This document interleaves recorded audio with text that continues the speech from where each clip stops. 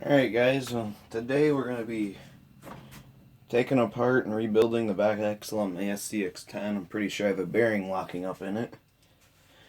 So let's get started. We're going to start by taking both back tires off. So we're going to go in here. So, I don't know, I think it's locking up because I've been running it through some really deep water. And I haven't rebuilt them. Or no, I rebuilt them, both the axles, once since I've had it. But I've had it now almost a year. So it's probably about time to do it again. I did it a few months ago. So I'll just take those off. Alright, now these will come off. I just throw it up on there. Throw that off to the side. Now, what we're going to do is we're going to take, actually first, you're going to want to take the drive shaft off. So, find that. I'm going to get in here, if I can find it. So, I'm going to pull that off.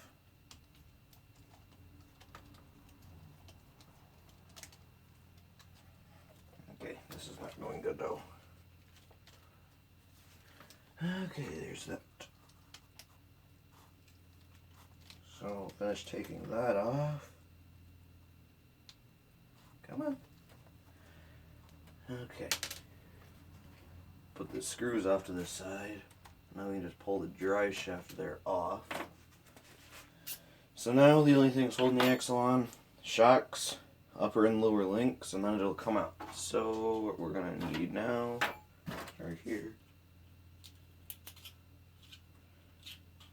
this is, so I'm going to take the shocks off up here.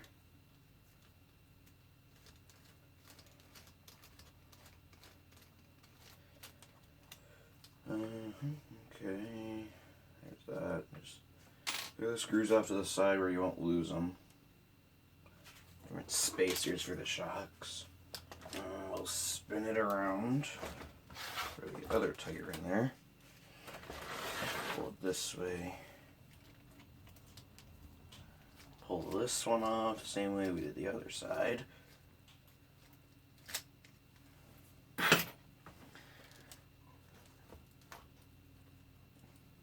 So we'll do that.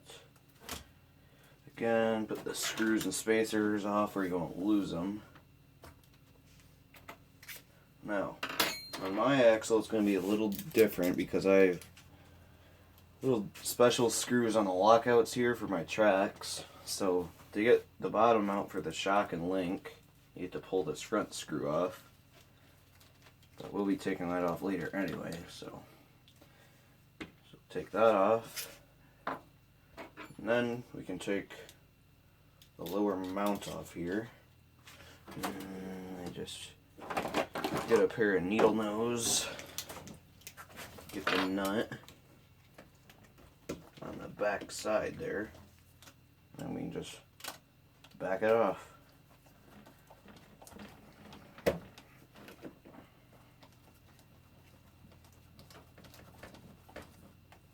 might turn into kind of a long video, guys. Most of it's going to be me sitting here unscrewing all these.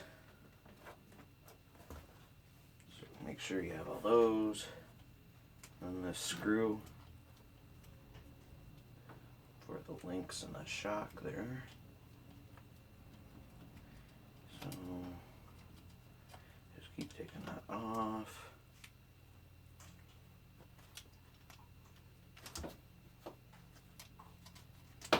Okay, so they're falling. Shock fell out. There's that. Then with that same screw, the lower link came out. So I'm going to turn her back around. See, our axle's just dangling now. Okay, pull that same screw out of the front on my lockout.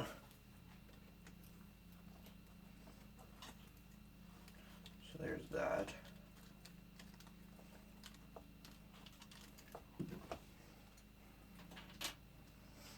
Okay, switch back over. There's our needle nose again. Put it back there on the nut.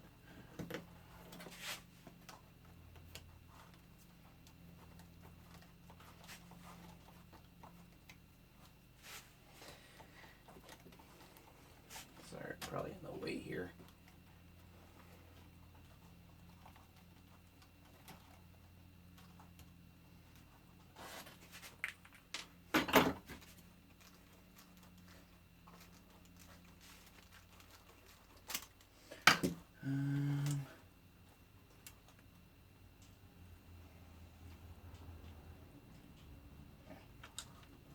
Okay.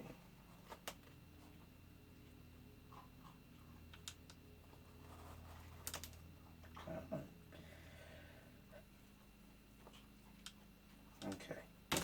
Now you get that off far enough, you can pull the shock and the other lower link out. Pulling that all the way off. Now, for these upper links, rather than pulling that big screw out, I just take out screws that you're going to have to take out to open up the exit anyway. So, there's going to be, on the truss here, there's going to be one over here, one over here. So you're going to pull those out.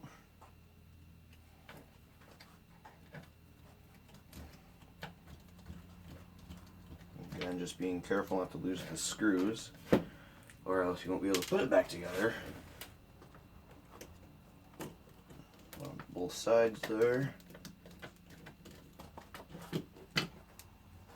Pull that one out. Alrighty, now on the case half here, there's going to be two up top. I have to pull those out too, because they go all the way through up into the truss. So pull those out, and I'm pretty sure, no, never mind. The top ones do not have nuts on them. Now I think the top ones are going to be shorter, so I put those up in a different spot. Okay, pull the other side off here. And there goes your whole truss and your upper links, and here's your axle. So there's that. There's that little screw. And then let me put you guys in a little closer so you can actually see what I'm doing a little better. Alright, now that we're in a little closer, here's my other wheel extension. Just put it the other wheel. What you're going to do is there's little pins right in there. Those just slide out. Do not want to lose these, because if you don't have these, your wheels won't spin. Now, obviously, that's usually a benefit. So you have one on both sides there, just pull them both out, set them aside where you won't lose them. I'll finish taking this screw out, I guess.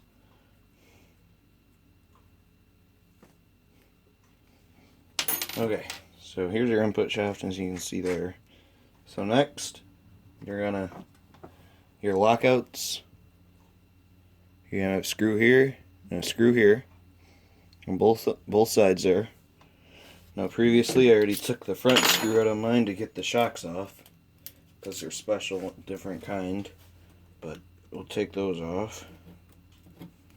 There we go. Again, just set those off to the side there. Here we'll take the other one off.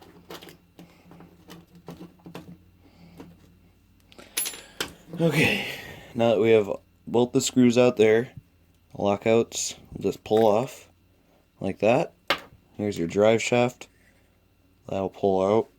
It's got the bearing on there. This one actually feels really good. Same on the other side. Once they're both out, that'll pull out. And this one came right with the drive shaft. There's that one. Here's your other drive shaft. That bearing feels really good too. Next, you have your 4 bolts, your screws, 4 of them. So we'll just take those out. Hopefully you have the right size on there too. put it on. Okay, come on. Nothing's gonna work now that I'm videoing this. Come on, you stupid thing. Okay, that's just, oh my god, let me grab my other one. Okay, now you're gonna have 4 of them. I already took the 2 off on the top there to take the truss out. Actually, I'm missing one, so I'm gonna have to find one to put in there. So I'll just take the other one out here. Now these ones, if you still just the stock plastic axle housings, which I do, there will be little nuts in here. You might not be able to see it. You might be able to a little bit in there. Most of the time for me, they've actually just stayed in there. Okay, so the bottom ones are actually the shorter ones. So just remember that. And after that, you just grab the 2 case halves and pull them apart. So there's that.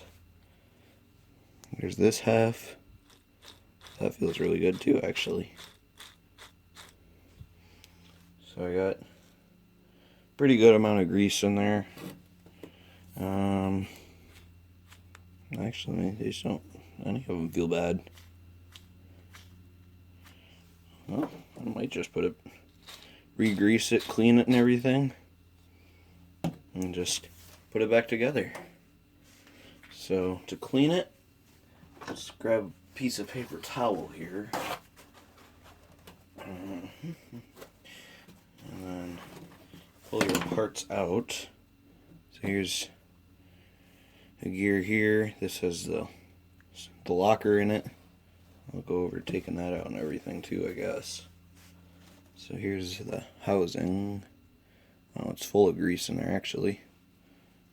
With a little bit of water. So that might have been part of my problem. On this one, you just push on that shaft. Might have to go through with a driver here and just push that out. So here's your other gear with the shaft, your dry shaft goes on to. Feels good. The teeth look pretty decent on it. Here's your 2 case halves. Check the bearings. You're going to have one here on the outside, and then down there on the inside you're going to have one too. Just make sure those are good. Checking both of mine feel good. You can usually tell just spinning the shaft and it spins. I mean, mine was kept spinning, so that means those are good. So actually what I like to do after you pull the bearings out, which is pretty simple, what I'd usually do is just take my driver and just pry them out kind of like that. So there's, and I just dropped that. So here's your bearing. So that one feels nice and everything. You're gonna have another one down there on the inside. Now this is one I've actually replaced before, because I had this one lock up on me. There, push that out. And this one feels good too. There's your other bearing. So now all this is just a plastic case, no bearings, anything in it. So what actually I like to do is I'll go in there first with a paper towel, get as much as I can, but down there in the corners and stuff, I actually just take a Q-tip, and that cleans all that out nice. So, because I wasn't prepared, I'll be right back with a few Q-tips. Alright, I went and got some Q-tips, and I got a piece of paper towel. So what I do is I just get in here, go in here with the paper towel, just kind of scoop out the old grease. On this half there really isn't much, but just kind of get in there. Now you aren't going to be able to probably see it, but there's a groove in there, and right in the corner you aren't going to ever be able to get with a paper towel. So I just take the Q-tip and just run it right along there. So you get a bunch out. Use the other side, go on the other side there. So there wasn't much in there. Actually, sometimes what I'll do, just kind of get the whole axle outside and everything clean. I'll just, like this, no bearings in it. Don't put those right straight in water. I'll just put this right in the sink and scrub it up nice. So actually, I'll do the other half and then I might go do that. So So here's your other half. This one, I think on mine anyway, has more grease in it. So I'm just gonna, same as the front. Oh yeah, there's actually a lot of grease in there. Well, last time I did it, there's all that. Then you're gonna get your Q-tips. Just go around the same edges on this half.